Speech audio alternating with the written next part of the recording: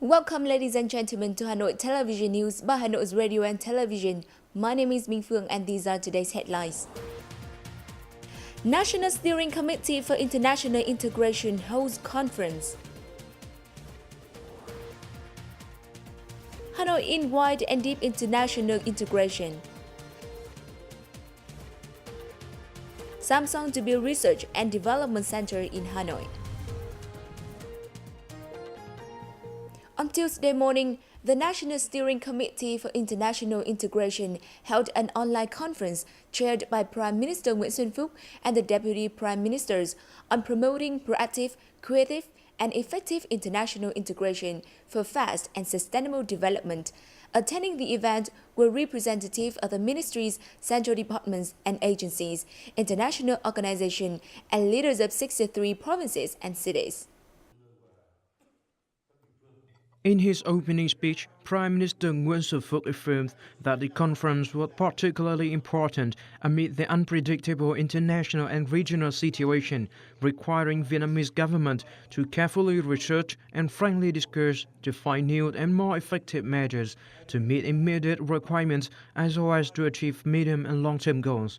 The Prime Minister asked participants to focus on discussing and evaluating the results of implementing resolutions on international integration adopted by the party and state in the last 5 years. Participants also analyzed and forecasted international and domestic situation, identified advantages and difficulties, thus determining the goals and visions to issue appropriate guidelines and policies for a specific area. Over the last 5 years, Vietnam has effectively and comprehensively carried out international integration in all fields, especially economy, hence significantly contributing to maintaining peace and stability, creating a favorable environment, and attracting resources for national construction, development, and defense. Vietnam has also established and upgraded strategic and comprehensive relations with major partners. Import, exports, and investment to other countries has been continuously growing. Trade value reached $480 billion with surplus of $6.8 billion, and the FDI committed to Vietnam was estimated at $35.46 billion at the end of 2018.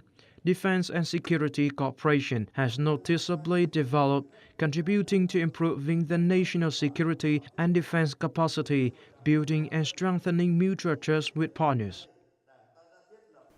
The National Steering Committee for International Integration just organized an online conference to review its work after 5 years in operation. Attending the conference in Hanoi were Hanoi Party Committee Secretary Hoàng Trung Hải, Hanoi Chairman Nguyễn Đức Trung, and Hanoi Vice Chairman and leaders of departments. At the conference, Hanoi Chairman Nguyễn Đức Trung made an important speech on the role of international integration to the city's development and the fulfillment of the key tasks by 2021.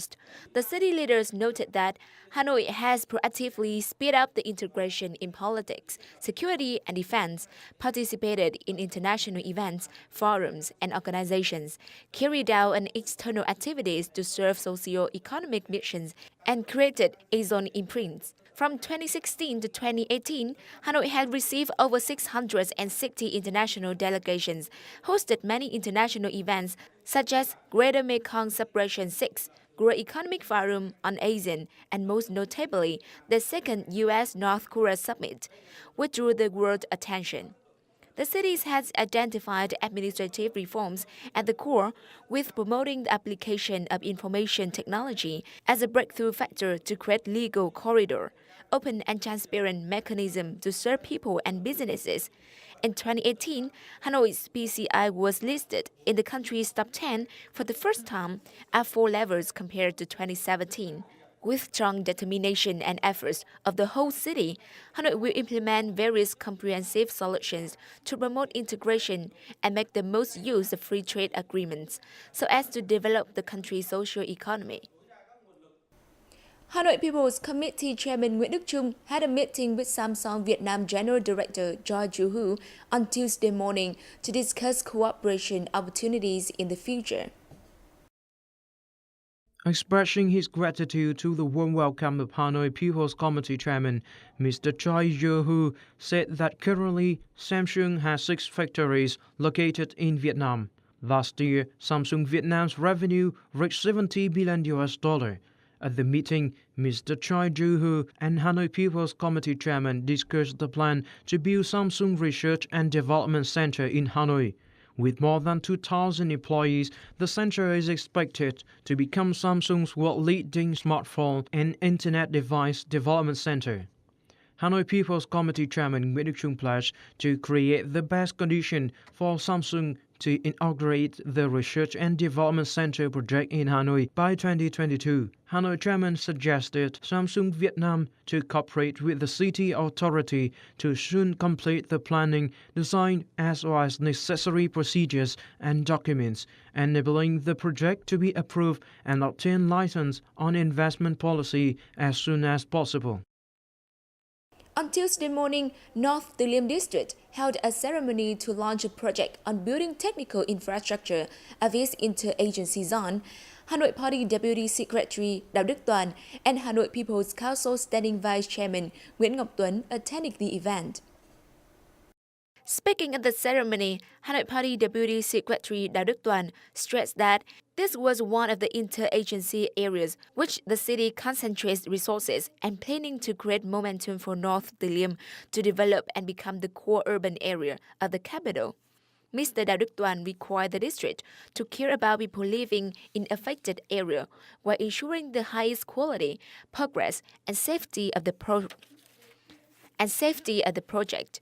Also in the same morning, leaders of Hanoi and North Từ Liêm District tracked the construction progress of the West Thăng Long Axis Road and the route from South Thăng Long Industrial Zone to Ring Road number 4. It is expected that by the end of 2019, North Từ Liêm will technically open the traffic, the 3.2-kilometer-long West Thăng Long Asia Road, which connects Văn Tiến Dũng Road to Road 70. On Tuesday morning, the city's delegation to the National Assembly had a meeting with voters of Gia Lâm District ahead of the 7th session of the 14th National Assembly. Totally agreeing with the agenda of the 14th National Assembly's 7th session, voters of Gia Lâm District asked the National Assembly to improve the quality of the Q&A sessions and take serious action against examination fraud in many localities. Voters also expressed their concern over the delay of the project to expand road number 181 from Phú Thị Come In to Kiao Street, which caused traffic unsafety and difficulties in agricultural land consolidation. Voters in Lệ Chi Come In said that the pollution of New Queen Canal is affecting cultivation and hope that the city and district would soon find solution. On Tuesday morning, Department of Communication and the Ministry of Natural Resources and Environment, in collaboration with World Wildlife Fund and Prudential, organized the training course to improve journalistic skills of reporting environment and plastic waste issues. During the training course, nearly 30 reporters and editors of national and Hanoi's press agencies frankly discussed with experts on how to effectively communicate the issue of plastic waste. From such topics as current situation of plastic waste in Vietnam, its impacts on environment and human health, participants have drawn important lessons and information, shared skills and communication experiences to effectively raise people awareness on the plastic waste problem. Statistics by Ministry of Natural Resources and Environment shows that in only 2 major cities of Hanoi and Ho Chi Minh City, about 30 tons of plastic waste and bags are dumped to the environment every day, of which plastic bags accounts for 7 to 8%. Reduce plastic's adverse effect on the environment require joint efforts of not only press agencies, but also businesses, manufacturers, and every single citizen. And with that, ladies and gentlemen, we have the duration of our today's program. See you in the next issue with more interesting news and updates. Thank you for watching and let us bid you farewell the next time.